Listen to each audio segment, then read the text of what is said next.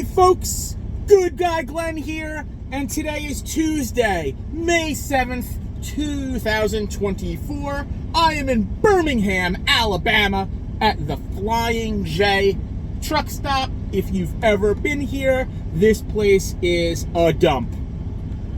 I'm parked in a spot with garbage and tires and piss bottles and everything else, and you wonder why they don't let us at Buc-ee's. I don't wonder anymore why they don't let us at Buc-ee's either. I know a lot of my friends, they like boycott Buc-ee's because they don't let truckers there.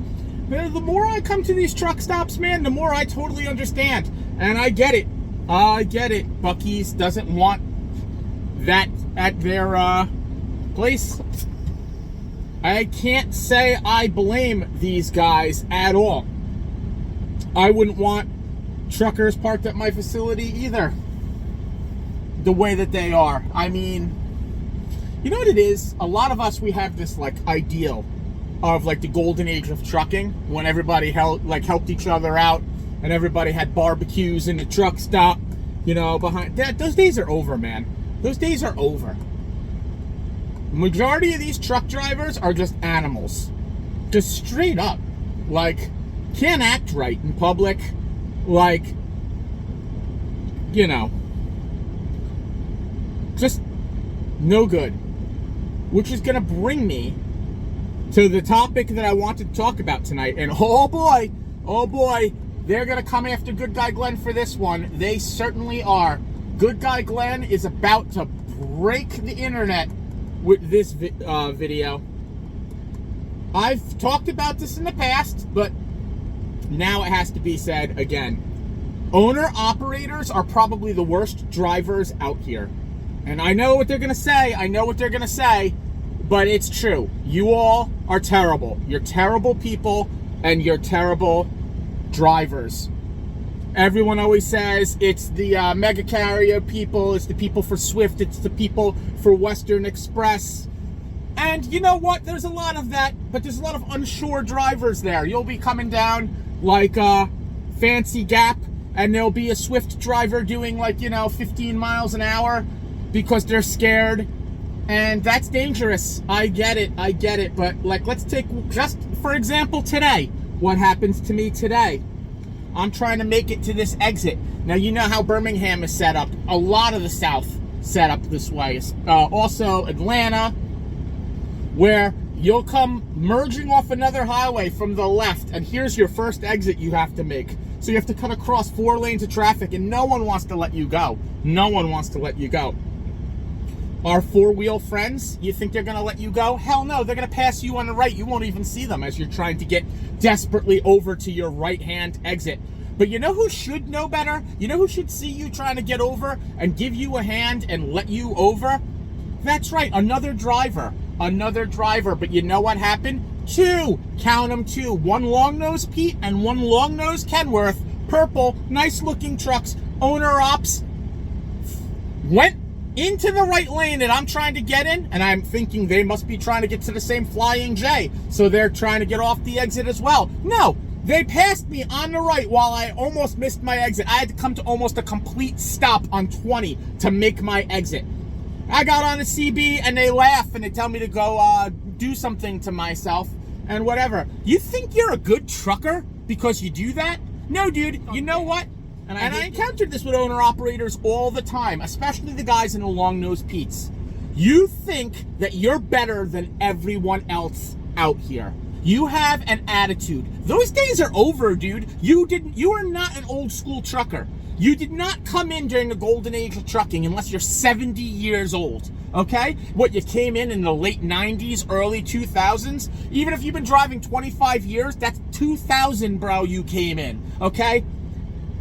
Stop. I'm 50 years old, okay? You're not impressing me with your idea that you're an old school trucker. You're not an old school trucker. And I see it all the time at the truck stops. I see it out on the road. You come rolling up on someone and you tailgate them and you scare these new guys real bad, and then you cause accidents and you keep on running. And when someone says something to you on the CB, you have something snarky to say. And why is that? You know what? Whatever. It is what it is. But I hate to say this, but there's a certain level of satisfaction in the winter when you go flying by us on some icy road in West Virginia, and then we see you in the ditch off the side of the mountain.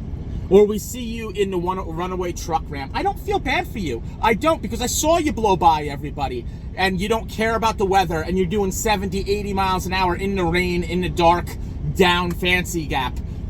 Don't care. Don't care, okay?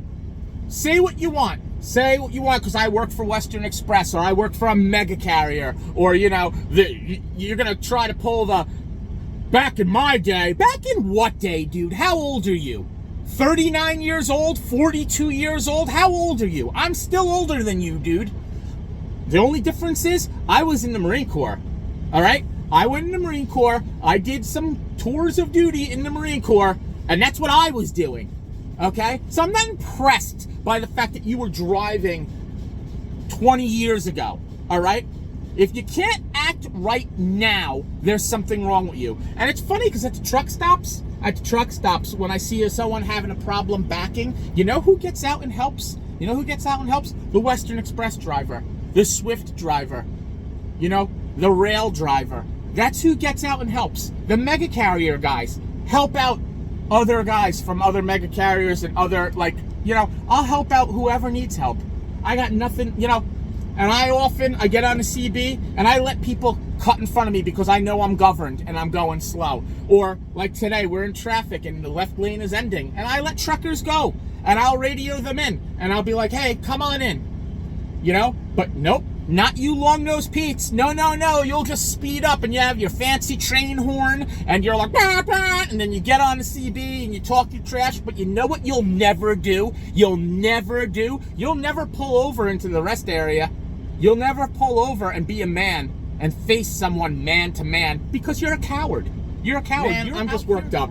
And you want to know something? I'm going to say it right now. Not every owner-op is that way. Okay, there's a lot of nice owner-ops. I talk to them all the time. There's a lot of guys who own beautiful long-nosed Pete's, and they're done right, and they work hard and put money into the truck, and they're good people, man. I had a guy the other day in a Kenworth. He lent me his squeegee to clean the bugs off of my truck. He's 72 years old. He's been out here since the 70s. He was telling me stories half the night. Great guy, man. So he's not included, and there's a lot of guys who aren't included. But here's the thing. He started driving in the 70s, during the real golden age of trucking. Maybe that's why he's cool. Maybe that's what it is. Maybe it's an age thing, because you're a spoiled millennial. And mommy and daddy always bought you everything, so you have a nice Peterbilt, so, you know, no one's gonna tell you because you're cool and you got a trophy for everything. That's what I have to say about you. Say what you want in the comments. I love it. I love it. Feed me. Feed me your nonsense in the comments so I can clown the hell out of you. Don't care. Act right. Act right on the road. You want a brotherhood? You want to talk about how it's not how it used to be? You're the reason why it's not how it used to be. You can't act right on the road. You can't act right on the road. You cause the most accidents that I see out here. And it's just a shame. It's a shame. It's like you should be the example. You should be the owner-operator should be the example for everyone to strive to that. But you're not. And once again, if you're an owner-op and this doesn't pertain to you, I'm sorry. And I don't mean to generalize. And a lot of this is just venting, so to say. But there are a lot of you out there, and you know who you are. And if it's you, you can leave your nasty comments below. Leave them. I don't care. You can say what you want about I work for Western Express. Don't care. You think I don't know where I am? You don't think I know what kind of trucking company I work for? I'm in it every single day, dude. So just stop. You're not saying anything witty, or like, you always leave comments and you think you're like the smartest guy in the room, and you're not. You're not. So I said what I had to say about that and rant over. I'm going to go eat some nonsense in my truck because there's not even a restaurant here. I guess there was a Denny's here at one time and it's closed down. This place is a dump. I don't have anything in my queue. And anyone who knows, Alabama is a black hole for freight right now. There's one place out of Birmingham. It's Quaker. If I don't have that load now, I'm not getting it for tomorrow. You got to be there early in the morning. It's first come, first serve. If I get it any later and they try to send me over there, I'm going to get loaded and then have to shut right down because they take forever down at that Quaker in Birmingham to load you. My day today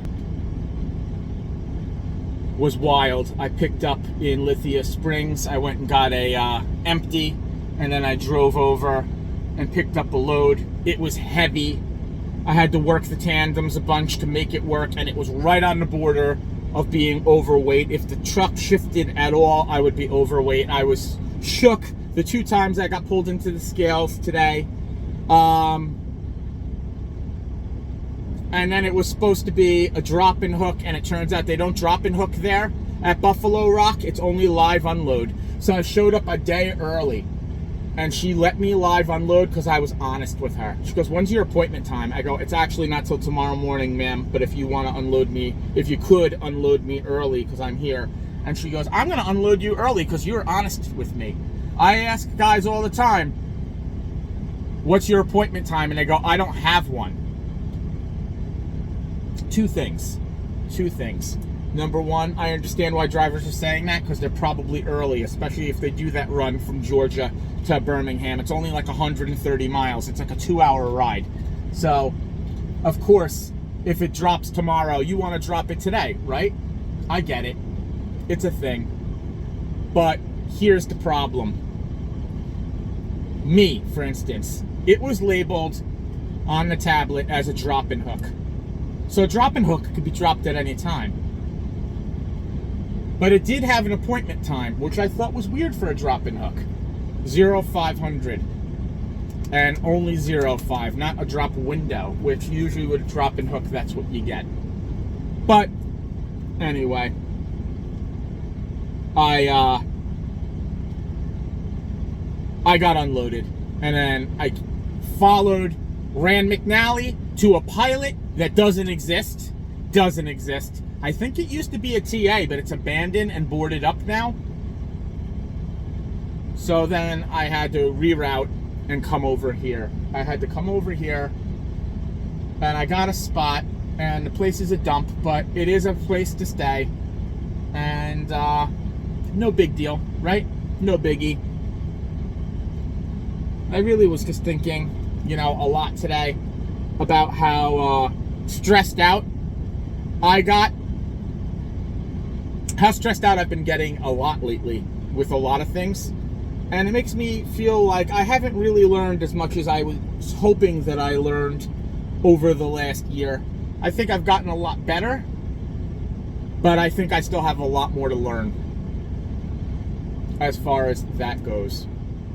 The biggest takeaway I want you all to have out here is if you want to live through, if you want to stay in OTR, if you want to stay in trucking, and you want to have a return of the glory days of trucking, it starts with you. You have to do the right thing. You have to look after your brother. You have to know that if a truck driver is trying to get off at an exit, maybe slow down for him. If a trucker is heavy and he's trying to come onto the highway, shift over into the next lane, and if you can't, slow down for him. Radio ahead. Say, "Hey man, I got your back, bro."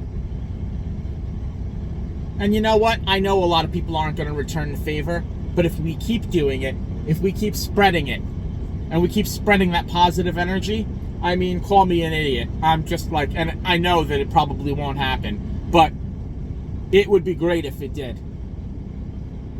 And if you're a long-nosed Pete and my words hurt you today, I'm so sorry. I'm so sorry that my words hurt you, and I hope you can go to your cry room with your emotional support teddy bear and maybe some crayons to scribble and get out your hurt feelings. I'm sorry, and I hope you feel better because you are special and you are gratified, and that's why you need 6,000 chicken lights all over your truck, because that makes you more special than the rest of us. So with that being said, you know what I always say, love God, love your family, say your prayers, take your vitamins, drink plenty of water, eat a Greek yogurt and a banana every single day. Do your pre-trip, for God's sakes. Do your pre-trip. It could save your life. And don't forget to like this video, subscribe, and hit the bell so when I drop another video, you get a notification. And once again, this is Good Guy Glenn. Thanks for watching.